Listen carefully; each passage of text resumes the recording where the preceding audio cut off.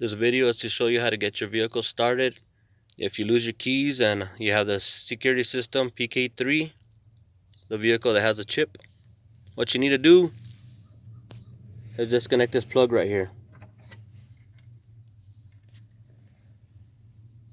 Then you got to make a jumper wire, the two pink wires up there. Connect those together with the jumper wire. And then from there, the red wire to the white wire.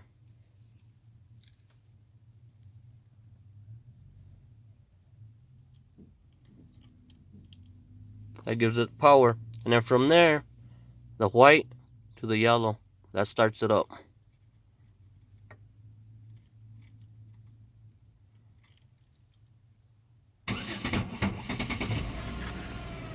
There you go, and that's all there is to it. And when you want to shut off the vehicle, all you have to do is disconnect the wire.